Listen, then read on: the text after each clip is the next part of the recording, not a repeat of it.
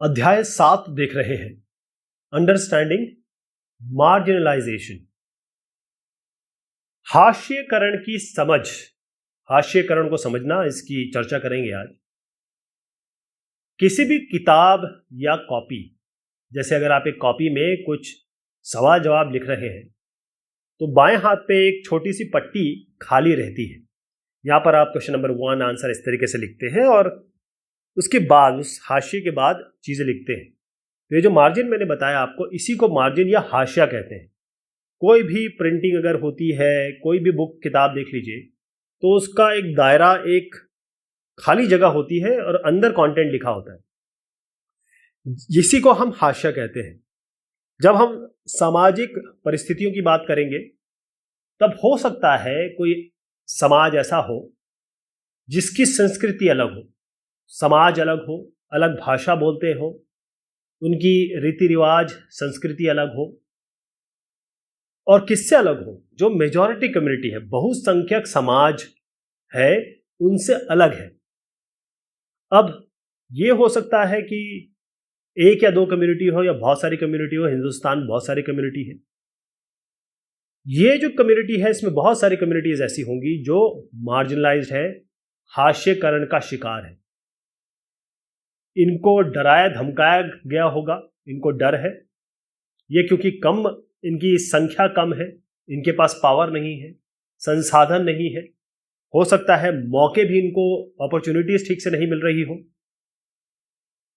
ये हो सकता है किसी के पास कोई वेल्दी हो लेकिन बहुत सारे लोग वेल्दी ना हो, पढ़े लिखे ना हो, पावरफुल ना हो। तो हास्यकरण का शिकार केवल एक स्फीयर में नहीं होता है। चाहे आप आर्थिक तौर पे, सामाजिक तौर पे, सांस्कृतिक तौर पे या राजनीतिक तौर पे किसी भी तरीके से देखिए, ये सारे मिलके ये एक मिक्सचर इसका तैयार होता है। वही किसी एक समाज को या किसी समाजों को हास्यकरण की तरफ ढकेलते हैं। कई सोसाइटी हास्यकरण के शिकार हो जाती है। हम यहाँ पर दो समाज, दो कम्युनिटीज के बारे में चर्चा करेंगे। पहली है ट्राइब्स, शेड्यूल्ड ट्राइब, अनुसूचित जनजाति, और उसके बाद हम बात करेंगे मुस्लिम्स। ये दोनों कम्युनिटीज बहुत मार्जिनलाइज है। शेड्यूल्ड कास्ट की बात, अनुसूचित जाति की बात हम अभी नहीं करेंगे, उसके लिए अलग से एक चर्चा बनती है। इसके लिए एक इवेंट आपको बताता हूं। हुआ ये, गणतंत्र दिवस की परेड चल रही है। एक आदिवासी फैमिली, अनुसूचित जनजाति वाली फैमिली टीवी पे देखती है कि कैसे आदिवासियों को दिखाया जाता है। यहां पर सोमा और हेलेन ये देख रहे हैं। उनके साथ उनके दादाजी भी हैं और दादू कहते हैं उनको। अब ये बच्चे पूछ लेते हैं कि ये हमें हमेशा नाचते गाते हुए और एक अलग सी वेशभूषा में, जंगल का आदमी, जंगल में एक विशिष्ट प्रजाति को इंगित करके क्यों दिखाते हैं, हमें इस तरीके से क्यों दिखाते हैं? हमेशा हम सालों से देख रहे हैं, जब भी गणतंत्र परेड होती है हमें इस तरीके से दिखाया जाता है। तो दादू ये कहते हैं, उनको बहुत सारा, क्योंकि वो बहुत एक्सपीरियंस है, वो कहते हैं कि आदिवासी जो हैं उनकी संस्कृति बहुत रिच रही और बहुत सारे लोग इसके अलावा चीज़ें नहीं जानते। वो केवल यही, उनको यही दिखाया गया है कि बस ये नाचते गाते रहते हैं, अर्धनग्न कपड़ों में जंगलों में रहते हैं। दादू रिकॉल करते हैं अपने यंग, जब ये जवान थे, वो ये कहते हैं, जब मैं जवान था, हमारा गांव उड़ीसा, हमारा गांव था, बड़ा ब्यूटीफुल था, बड़ा खूबसूरत था। हमारे पास ज़मीन थी, आसपास जंगल थे। हम जंगलों की, ज़मीनों की, रिवर्स की बहुत आदर करते थे। हुआ ये कि बहुत अजीब से परिवेश बने। फॉरेस्ट ऑफिशियल्स आ गए, कॉन्ट्रैक्टर आ गए, उन्होंने इनको काटना शुरू किया, जंगलों को। और क्योंकि ये गरीब थे, इतना ज़्यादा प्रोटेस्ट कर नहीं पाए और उनको कोर्ट ले जाया गया, जहाँ पर उनके पास अधिवक्ता नहीं मिले, वकील नहीं मिले। और क्योंकि इतना ज़्यादा पढ़े लिखे तो थे नहीं, तो कोर्ट केस ज़्यादा अच्छे से लड़ नहीं पाए। तो उनसे पूछा गया कि आप फिर जिए कैसे दादू, कैसे आप जिए? दादू ने कहा कि हमको अपना काम धंधा छोड़ के जो हम करते थे, हम आसपास के गांव में जाते थे और वहाँ पर मजदूरों का जैसे काम करते थे। उसके बाद कई कंपनी वाले आए और उन्होंने कहा कि इस यहाँ पर लौह अयस्क है, क्योंकि उड़ीसा का खनिज पदार्थ है। उन्होंने कहा कि हम आपको पैसा देंगे, ज़मीन देंगे। विलेजर्स बड़े एक्साइटेड हुए, उन्होंने ज़मीन दे भी दी और उनसे अंगूठा लगा दिया गया। और उनको ये नहीं पता चला कि जो अंगूठा लगा रहे हैं फाइनली ना उनको जॉब मिलने वाला है, और जिस ज़मीन को वो बेच रहे हैं या दे रहे हैं, क्योंकि प्रेशर था, गवर्नमेंट का प्रेशर था, बाकी राजनीतिक प्रेशर होगा, तो अल्टीमेटली ज़मीन जाती रही। हुआ ये, उनको मारा गया, पीटा गया। सबको जो नहीं बेचना चाहते थे उनको भी बेचने में मजबूर किया गया। उनको अधिकारियों का सपोर्ट था और ये सब चीज़ें हमारे पास जो थी ये रातों रात हमारे पास से चली गई। हमारे पास बहुत कम पैसा रहा और उसके बाद मैं बस निकल आया और मैंने अपने दोस्तों को दोबारा नहीं देखा। कुछ पैसे हमारे पास थे, हम यहाँ पर आ गए शहर में। बड़ी मुश्किल से हमने एक किराए का मकान लिया और उसके बाद हमने ज़िंदगी जीना शुरू किया। लेकिन वो ज़िंदगी हमें नहीं मिल पाई जो ज़िंदगी हम उड़ीसा के उस खूबसूरत विलेज में, गांव में हम जिया करते थे। खुला हुआ स्पेस था, सब बढ़िया था वहाँ पे। उसके बाद उनके पिताजी, यानी बच्चों के पिताजी, उनको नौकरी मिल गई, ये दिल्ली आ गए। और उसके बाद से आप दोनों बच्चे स्कूल जा रहे हैं। फिर बात आती है कि अच्छा, लड़का लड़की दोनों है इसमें। तो लड़का कहता है कि मुझे संथाली जब मैं बोलता हूँ अपने स्कूल में तो मेरे दोस्त मेरा मजाक उड़ाते हैं। लड़की कहती है कि मैं अंग्रेजी बोल लेती हूँ, मैं कोशिश करती हूँ, तो मैं उनसे इस तरीके से बात कर लेती हूँ। दादू कहते हैं कि आप उनको गांव के बारे में बताइए, हमारे बारे में बताइए कि किस तरीके से ट्राइब थी, कैसे उनको हटाया गया।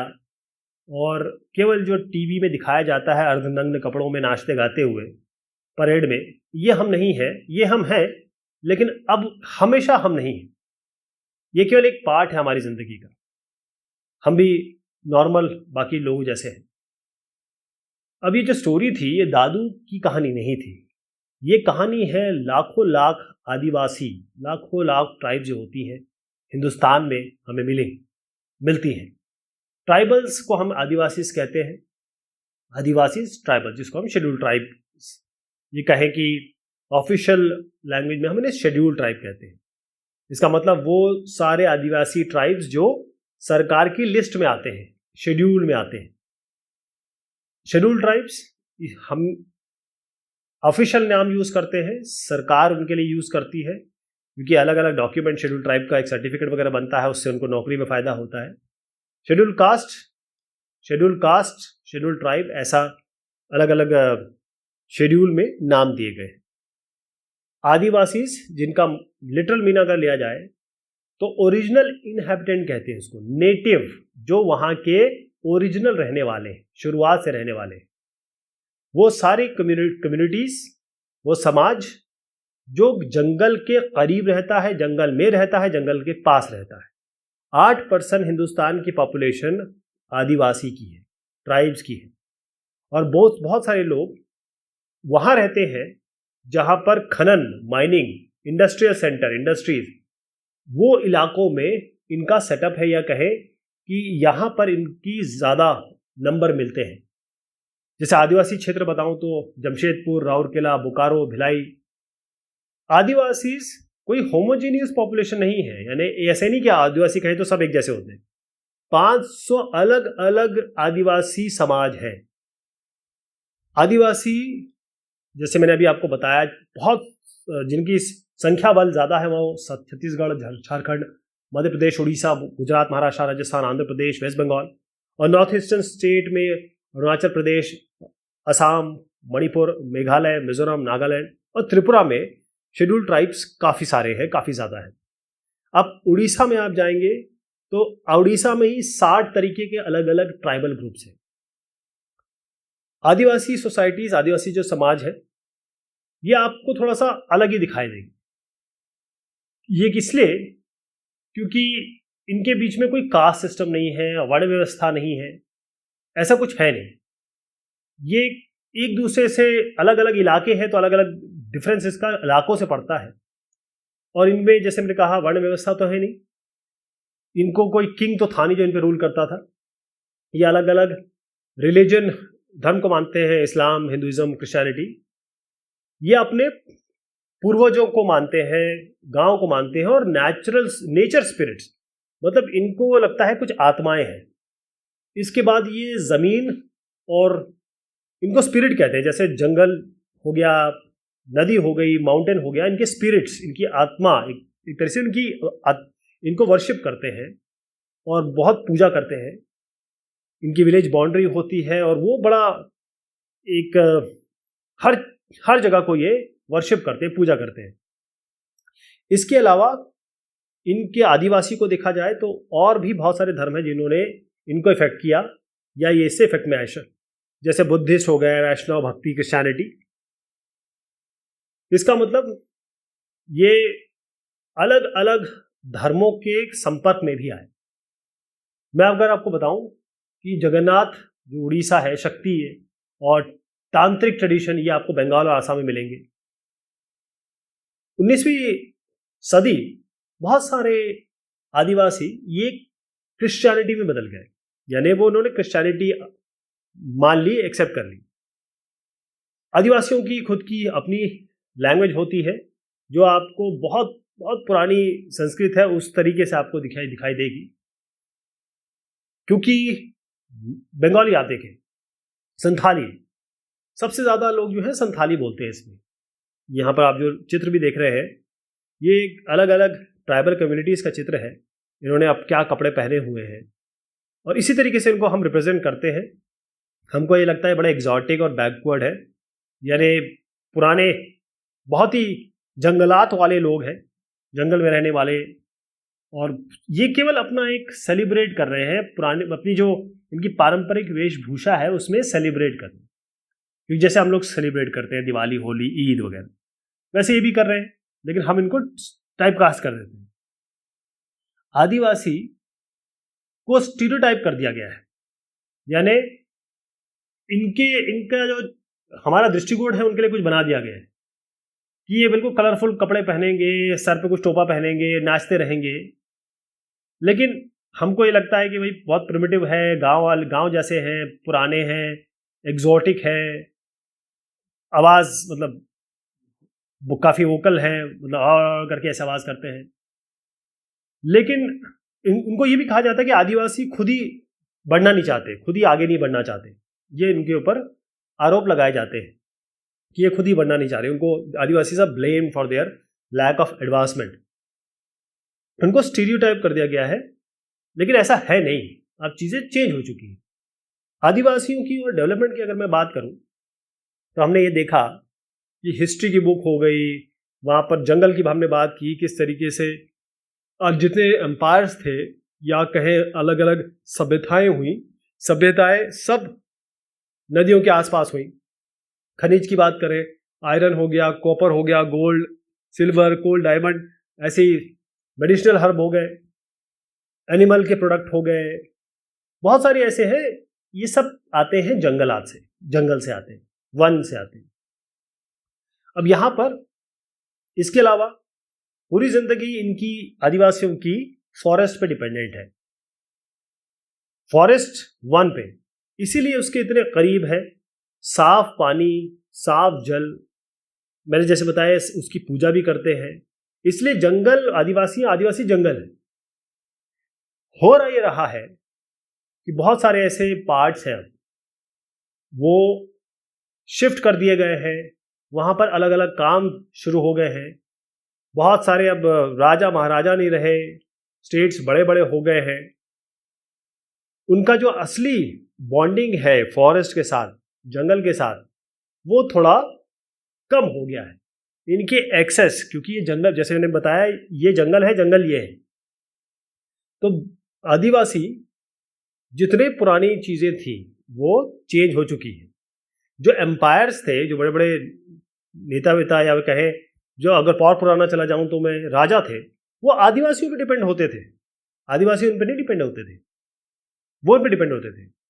अब जैसे मैंने बताया कि ये सब चीज़ें चेंज हो चुकी हैं और आज चीज़ें बदल गई हैं। हम उनको हाशिए का शिकार और बड़े पावर विहीन, शक्ति विहीन लोग देखते हैं, मतलब गरीबी में देखते हैं। आदिवासियों को अपनी जगह से हटाया गया है। फॉरेस्ट पॉलिसीज़ जो थी, वन जंगल की जो पॉलिसीज़ बनाई सरकार ने प्राइवेट और स्टेट इंडस्ट्रीज़ के लिए, उनको उस जगह से हटना पड़ा। अब वो काम कैसे करने लगे? बागानों में काम करने लगे, लेबर की तरह काम करने लगे, इंडस्ट्रीज़ में काम करने लगे, घर पे लोगों के काम करने लगे। चीज़ें चेंज हुई। जो फॉरेस्ट उनका था, एक पिक्चर यहाँ पर देखिएगा, यहाँ पर आदिवासियों को फोर्स किया जा रहा है, दबाव में काम कराया जा रहा है। वो काम जो ये नहीं करते थे, वो काम शायद वो जो ना जानते भी नहीं थे। 1830 के बाद झारखंड और आसपास के जो एरिया है, बहुत सारे लोगों को उठा के ले जाया गया बागानों में, प्लांटेशन, हिंदुस्तान में भी और बाहर भी। मॉरिशस हो गया, कैरिबियन हो गया, ऑस्ट्रेलिया हो गया। हिंदुस्तान की जो चाय इंडस्ट्री, टी इंडस्ट्री आसाम में जो हुई, वो भी इसीलिए पॉसिबल हो पाई। वो लेबर, कौन से लेबर है? ये आदिवासी थे। 70 लाख आदिवासी आसाम में रहते हैं, केवल आदिवासी। इनका जो माइग्रेशन हुआ यहाँ से वहाँ जो ले गए, उसमें बहुत हार्डशिप था। इनको टॉर्चर किया गया, इनको मारा गया, पीटा गया, दुख दिया गया, बहुत सारे इनके साथ अत्याचार हुए। एक स्टोरी है, एक सॉन्ग कह लीजिए, उनकी माइग्रेंट जो यहाँ से वहाँ गए, ले जाए गए, आसाम में क्या हुआ उसकी एक कहानी है। इसमें कहा कम मिनी, एक कहानी न कहूँ, इसको कविता कहूँ कि कम मिनी आ जाओ, चलो आसाम चलते हैं।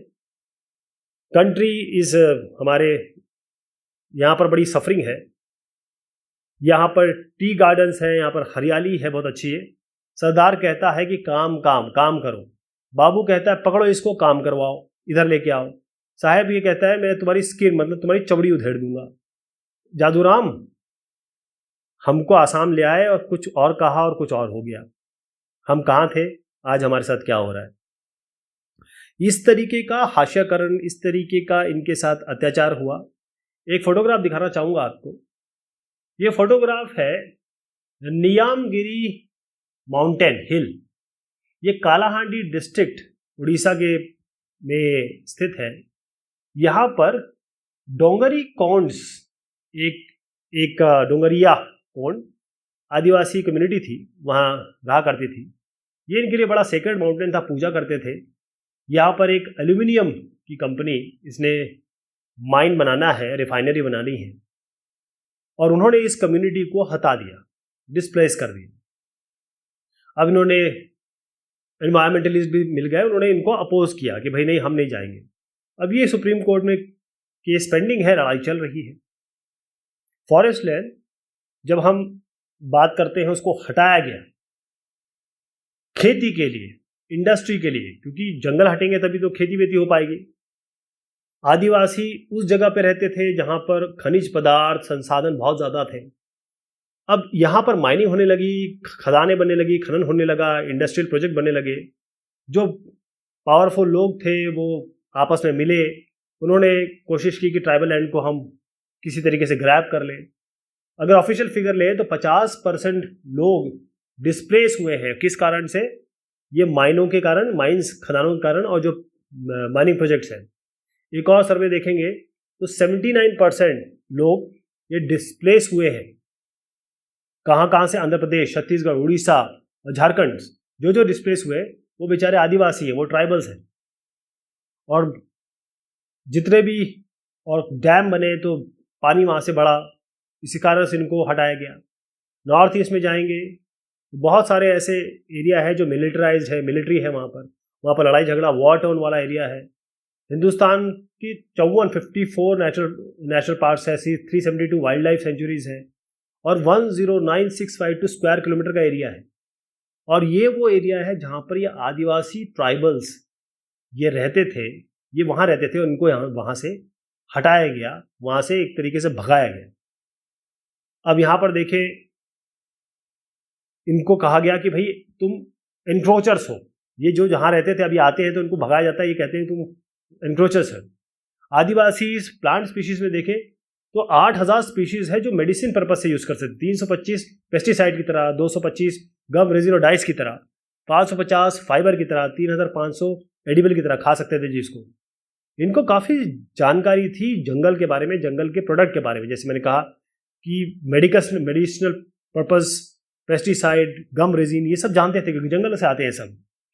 जब उन्होंने केवल ये नहीं कि ज़मीन इन्होंने इनकी चली गई, इसके अलावा जहाँ से जो खाने का कमाना कहेंगे, कमाना खाना, इनका सब नुकसान हो गया। अब इनको ये सब चीज़ें काम तो आते नहीं है, वो तो जंगल में रहा करते थे, लेबर का काम तो कभी किया नहीं, बाकी चीज़ें उनको आती नहीं, तो एक तरीके से वो गरीबी के सर्कल में घूमते गए। 45% ट्राइबल ग्रुप्स रूरल एरिया में है, 35% अर्बन एरिया में है, वो गरीबी रेखा के नीचे है। बहुत सारे इनके बच्चे जो हैं उनको पौष्टिक आहार नहीं मिलता, और पढ़ाई लिखाई लिटरेसी रेट भी इनका बहुत कम है। इस तरीके से आदिवासियों की लाइफ चेंज हुई, उनका जो ट्रेडिशन कस्टम था, जिस तरीके से वो जीते थे, वो सब चेंज हो गया। अब यहाँ पर गोविंद मारन साहब ने कहा, उन्होंने सारी लैंड ले ली, कुछ घर छोड़ दिए, ग्राउंड, टेम्पल, वेल, पॉन्ड, ये सब चीज़ चली गई, कैसे रहेंगे। एक रिफाइनरी प्रोजेक्ट बनना था उड़ीसा में, उसके बाद जब डिस्प्लेस हुए तब उन्होंने कहा, तो अपनी लाइफ जो रहते थे वहाँ से उनको फोर्स किया गया, उनको हटाया गया, भगाया गया, और इस तरीके से वो घेटवाइजेशन या ये कहें ये मार्जिनलाइज कम्युनिटी में आ गए। जो उनकी एक्चुअल बीइंग थी वहाँ से वो हार्डशिप की तरफ गए, और इसीलिए इनका हास्यकरण शुरू हुआ। अब हम बात करेंगे माइनॉरिटीज़ के बारे में। माइनॉरिटीज़, हिंदुस्तान का संविधान हमारा बाइबल है, और ये सेफगार्ड करता है रिलीजियस, धार्मिक और भाषा तौर पे जो माइनॉरिटीज़ है, ये फंडामेंटल राइट्स है हमारा, मतलब मौलिक अधिकार में शामिल है। लेकिन कई ऐसी कम्युनिटीज़ है, कई ऐसे समाज हैं जो न्यूमेरिकली नंबर के तौर पे वो कम है, क्योंकि उनकी धर्म रीति रिवाज थोड़े अलग हैं, वो अलग तरीके से उनका ये देखिएगा कि उनका जो मार्जिनलाइजेशन हुआ है, जो माइनॉरिटी कम्युनिटी, जो कम लोग हैं, उनके पास ये हो सकता है उनके ऊपर मेजॉरिटी का फोर्स पड़ जाए, बहुसंख्यक इन अल्पसंख्यक को दबाने की कोशिश करें। अब इससे क्या होता है, भेदभाव होता है। कॉन्स्टिट्यूशन है तो सही, मैं ये नहीं कह रहा हूँ कॉन्स्टिट्यूशन नहीं है, लेकिन बहुत सारी चीज़ें चाहिए होती हैं, इसको लागू करना भी होता है। बाकी सोसाइटी की तरफ देखें और इनकी तरफ देखें तो ये खुद ही इनसिक्योर मानने लगते हैं, अपने आप को फेस करने लगते हैं कि जो इनसिक्योरिटी आ जाती है, क्योंकि इनके पास पैसा नहीं मिल रहा है, खाने को सामान नहीं मिल रहा है, पढ़ाई नहीं मिल रही है, तो ये जो एक फियरफुलनेस आ जाती है वो ठीक नहीं है। कॉन्स्टिट्यूशन बिल्कुल कमिटेड है इस काम के लिए कि हमारी जो कल्चरल डाइवर्सिटी है और बराबरी है, वो सब, जस्टिस, न्याय, ये सब आना चाहिए। अगर मेजॉरिटी है, मिनॉरिटी, ऐसे कोई फर्क नहीं पड़ता, हर एक सिटीजन, हर एक नागरिक, अगर उसके मूल अधिकार का वायलेशन होता है, हनन होता है, वो जा सकता है कोर्ट। कई ऐसी फैक्ट और फिगर हम देखते हैं।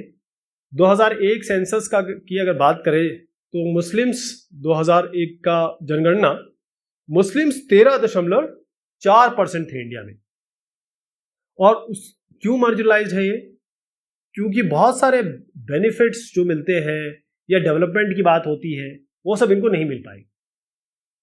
मुस्लिम कम्युनिटी जो बेसिक कम्युनिटी हो गई, जैसे एजुकेशन हो गया, हेल्थ हो गया, या एम्प्लॉयमेंट की बात हो गई, ये बहुत कम है इनके पास। कच्चा हाउस की बात करें तो बहुत सारे मुस्लिम्स कच्चे घर में रहते हैं, उनके पास इलेक्ट्रिसिटी नहीं है, 30% के लिए इलेक्ट्रिसिटी है, और जो पानी है उसकी उपलब्धता भी कम है। एजुकेशन की बात करें, लिटरेसी रेट की बात करें तो मुस्लिम्स सबसे कम पढ़े लिखे हैं, जैन जबकि 94% है। जैन 94, 94। जॉब, एम्प्लॉयमेंट, मौका, अपॉर्चुनिटी की बात करते हैं तो IAS IPS में तो आप उंगलियों पे गिन सकते हैं, इतने कम लोग हैं। 14% पॉपुलेशन, यानी कि 100 में से 14 मुस्लिम है, लेकिन केवल 100 में से 3 या 4 आपको IAS IPS मिल रहे हैं। अगर नंबर गिने तो कितना कम है। नौकरियों में भी, सरकारी नौकरियों में भी देखें तो बहुत कम है ये लोग, मुसलमान लोग काफ़ी कम लोग हैं। और जब आपको नौकरी नहीं मिल रही है या नौकरी में नहीं आ रहे हैं, एजुकेशन नहीं है, पॉवर्टी है, तो फिर क्या होगा? हालत तो खराब हो गई। ये सारी चीज़ें जो मैंने आपको बताई सरकार को समझ में आ रही है। सरकार ने देखा, उन्होंने एक कमेटी बना दी 2005 में। उसके जस्टिस थे राजेंद्र सच्चर साहब। राजेंद्र सच्चर साहब, इसीलिए इसको सच्चर कमेटी कहा जाता है। इनको कहा गया कि आप जो मुस्लिम कम्युनिटी है, मुस्लिम समाज है, इसके सोशल, इकोनॉमिक, एजुकेशनल स्टेटस के बारे में पता करिए, सामाजिक, आर्थिक और जो शैक्षिक है वो उन्होंने किया। ये सब बहुत बढ़िया काम किया। और उसके बाद जब ये आए, उन्होंने ये कहा, जब रिपोर्ट आई, कि मुस्लिम कम्युनिटी की तो हालत शेड्यूल कास्ट और शेड्यूल ट्राइब से भी बुरी है, ये अनुसूचित जाति, अनुसूचित जनजाति से भी बुरे हालात में रह रहे हैं। सच्चर कमेटी ने ये कहा तीनों तौर पे, सोशल, इकोनॉमिक और एजुकेशनल स्टेटस में ये और ज़्यादा पीछे हैं और बैकवर्ड है। जैसे मुस्लिम बच्चे 7 से 16 साल यहाँ पर इनकी स्कूलिंग होती है, या ये कहे कि इनका नंबर देखा जाए तो बाकी कम्युनिटीज से कंपेयर करेंगे तो बहुत ही कम है शैक्षिक आधार। ये जो मार्जिनलाइजेशन हुआ या हाशियाकरण हुआ, इकोनॉमिक और सोशल तौर पे, इनका एक अलग डायमेंशन भी है। क्योंकि जो मुस्लिम है, माइनॉरिटी है, जैसे क्रिश्चियन हो गया, जैन हो गया, सिख हो गए, अच्छा बाकी सारी जो हमारे यहाँ माइनॉरिटीज़ हैं वो कहीं ना कहीं हिंदू धर्म से जुड़ी हुई हैं, कहीं ना कहीं से वो लिंक्ड है। लेकिन मुस्लिम धर्म जो थोड़ा अलग है, ये मेन स्ट्रीम से थोड़ा अलग आ जाता है। इनके कस्टम अलग है, इनका रहना सहना अलग है। और जैसे मुस्लिम्स बुर्का पहनते हैं, एक दाढ़ी बढ़ाते हैं, तो आप अलग से मुस्लिम को पहचान सकते हैं, उनके कपड़ों से पहचान सकते हैं। बहुत सारे लोग समझते हैं कि ये हमारे नहीं है, ये हम लोग नहीं है, ये अलग है। और कई लोगों के दिमाग में भी बच्चों के भर देते हैं, तो बच्चे ये सोचने लगते हैं, और कई लोग डिस्क्रिमिनेट करने लगते हैं, भेदभाव करने लगते हैं। जैसे हमने अंसारी जी के बारे में देखा था कि उनके पास पैसा था, लेकिन उनको रेंट के हिसाब से मकान नहीं दिया गया। इसका मतलब उनको किराए पे मकान नहीं दिया गया। तो मुस्लिम को जब ये लगता है, और इनको लग ही रहा है, ये है ही सच्चाई है, तो घेटोइजेशन हो जाता है उनका। आप कहीं ना कहीं जिस जगह रहते होंगे, आपने मुस्लिम कम्युनिटी, मुस्लिम एक इलाका ज़रूर देखा होगा जहाँ पर बहुत गंदगी में, बहुत बुरे हालात में मुस्लिम्स रहते हैं। उनके हालात ख़राब है, उनकी नालियाँ गंदी होंगी क्योंकि साफ़ सफाई नहीं हो। बाकी लोग उनको अलग मानते हैं, चाहे वो पार्षद हो, चाहे विधायक हो, और ना ये वोट बैंक, केवल ये वोट बैंक की तरह लिए जाते हैं। और एक अगर कोई और पार्टी जीत जाती है तो उनको देखती भी नहीं। ईजी टारगेट भी है क्योंकि गरीब है, कुछ करने का काम है नहीं, सारे जो छोटे काम हैं वो यही करते हैं मोस्टली। तो यहाँ पर ये घेटोइजेशन मतलब एक दड़बे में रहते हैं, जैसे मुर्गियाँ दड़बे में रहती है, कबूतर दड़बे में रहते हैं, वहाँ रहती है। यहाँ पर एक छोटी सी कहानी है। ये रमज़ान की बात हुई और वहाँ पर रमज़ान चल रहा था। वो सलवार कमीज बच्ची ने पहना था और लड़के ने पहना था शेरवानी। लेकिन थोड़ी सी आसपास टेंशन हो गई। अब उनके घर वालों ने कहा कि ऐसा है कि आप जीन्स और टी शर्ट पहन लो।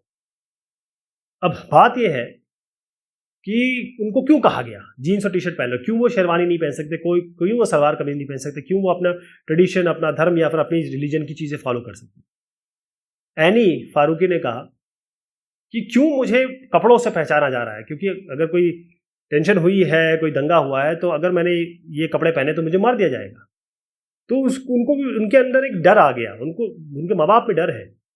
यहाँ एक हमने देखी बात कि मुस्लिम कम्युनिटी वहाँ पर इकोनॉमिकली बैकवर्ड है, मार्जिनलाइज्ड है, और इनको हमेशा सारी सरकारों ने इसी तरीके से रखा है, ये कभी आगे नहीं बढ़ पाए। हमारे देश में हमारा कॉन्स्टिट्यूशन ये कहता है कि सब लोग बराबर हैं, सब, चाहे खास तौर पे विमेन, सब बराबर हैं। होगा ये कि अगर आप एक, जैसे मैंने बताता हूँ, आप एक बड़े भाई हैं, जैसे हिंदू हमारे देश में हम लोग जो हो गए, हम लोग बड़े लोग हैं, हमारे लिए सिख, हमारा जैन भाई, हमारा मुस्लिम भाई, ये हमारे बच्चे हैं, ये हमारे दोस्त हैं, हमारे भाई हैं।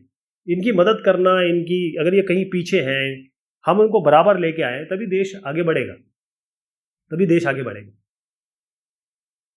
ये हमने समझा। दो कम्युनिटीज़ के बारे में हमने बात की। मार्जिनलाइज कम्युनिटी वो होती है, हाशियाकरण में गई हुई वो कम्युनिटी होती है जो डिसएडवांटेज है, जो जिनके पास पावर नहीं है, जिनके साथ बहुसंख्यक ने हमेशा अत्याचार किया है, चाहे वो वर्ण व्यवस्था हो, चाहे वो हिंदू मुस्लिम हो। मुस्लिम्स को हमेशा बाहर से आया हुआ माना जाता है कि ये हमारे देश के नहीं है, और ये बहुत गलत बात है। मुस्लिम्स ने इस देश के लिए बहुत कुछ किया है।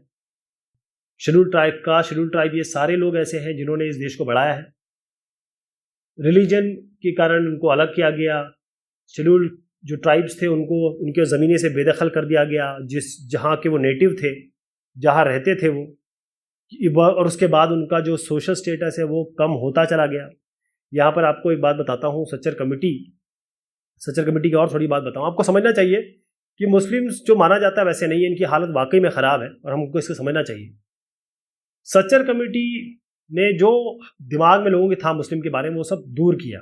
एक मिथ हम लोग जानते हैं, लोगों ने हमें दिमाग में डाला हुआ है कि मदरसे में क्या होता है, मदरसे में इनको कुछ गलत सिखाया जाता है। लेकिन सच्चर कमेटी का बताया कि केवल 4% मुस्लिम लोग हैं जो मदरसा में भेजने चाहते हैं। 67% गवर्नमेंट स्कूल में भेजना चाहते हैं या भेजते हैं, और 30% प्राइवेट स्कूल में भेजते हैं। केवल 4% हिंदू मुस्लिमों के बारे में ये समझा जाता है कि बस दाढ़ी लगा लिए, टोपी लगा लिया और बकरा खा लिया, मुर्गा खा लिया, और मदरसा केवल 4% लोग जाते हैं। बाकी सब एक हमारे आपके जैसे हैं, वो भी उसी जगह पले बड़े हैं जहाँ पर हम लोग पले बड़े हैं। हायरार्की की बात करता हूँ। हायरार्की का मतलब होता है स्तर, अलग अलग ग्रेडेड सिस्टम। जैसे हमारे यहाँ वर्ण व्यवस्था है और इस ग्रेडिंग सिस्टम है।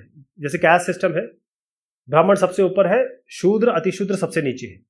तो ये हायरार्की है, जो सबसे नीचे वाला पावर वाला होता है सबसे नीचे होगा। जैसे मैं शूद्र अतिशूद्र की बात कर रहा हूँ, इनके पास पावर कम होता है, ये हमेशा मार्जिनलाइज रहते हैं, इनको कर दिया गया है। गेटोइजेशन का एक बहुत अच्छा मतलब बताता हूँ कि एक ऐसा एरिया जहाँ पर लोग घुस के रहते हैं, क्योंकि अगर जैसे मुस्लिम्स हैं वो एक ही जगह रहते हैं किसी कम्युनिटी के, क्योंकि वो ये जानते हैं कि अगर कहीं और रहे और कोई दंगा भड़का तो सबसे पहले उनको मार दिया जाएगा। वो उस कारण से ये है कि लोग उनके साथ मिलना नहीं चाहते, या ये लोगों के साथ मिलना चाहते। ये डर है, डर की भावना है, ये दिमाग में भर दी गई है खासतौर से राजनीति करने वालों ने। क्योंकि गेटोइजेशन इसलिए हो जाता है कि वो सिक्योर फील करते हैं कि एक दड़बे में रह ले तो ठीक है, कोई मारेगा नहीं, कोई काटेगा नहीं, कोई दंगा होगा तो हमको परेशान न किया जाएगा। कोई जो जैसे राजनीति में हमेशा हेटरेट फैलाई जाती है, तो ये पॉसिबिलिटी है। समझ लीजिए, गेटोइजेशन मतलब दड़बा। उस दड़बे में जैसे मुर्गियाँ भर के रहती हैं, उसी तरीके से मुस्लिम्स एक इलाके में, और मुस्लिम क्या, जैसे अगर आप अमेरिका जाएंगे तो काले लोग गेटोइजेशन में रहते हैं, दड़बे में रहते हैं। मेन स्ट्रीम का मतलब ये होता है कि वैसे हम रिवर की बात करेंगे तो एक मेन स्ट्रीम होती है, बिल्कुल मेन स्ट्रीम। तो कस्टम और प्रैक्टिसेस की बात यहाँ पर हो रही है। जो डोमिनेंट कम्युनिटी, जैसे हमारे यहाँ बहुसंख्यक हिंदू है जो वो फॉलो करते हैं, जो उनके रीति रिवाज है, उसी को मेन स्ट्रीम माना जाता है। और बाकी जो लोग मान रहे हैं उसको मेन स्ट्रीम नहीं माना जाता, उनको थोड़ा सा अलग माना जाता है। डिस्प्लेस मतलब एक जगह से दूसरी जगह डरा धमका के या किसी और कारण से, डैम के कारण, प्रोजेक्ट के कारण, माइनिंग के कारण एक जगह से दूसरी जगह उनको धकेल दिया गया है, डिस्प्लेस कर दिया गया है। चाहे वो अपनी खुशी से गए हों, चाहे उनको फोर्सफुली भेजा गया है। मिलिटराइज का मतलब ये होता है कि आर्म फोर्सेज हो वहाँ पर आर्मी बल हो, किसी कारण से हो सकता। माल न्यूट्रिशन मतलब पौष्टिकता की कमी। तो ये बात हुई इस चैप्टर की। बहुत शुक्रिया, बहुत मेहरबानी आप सभी की।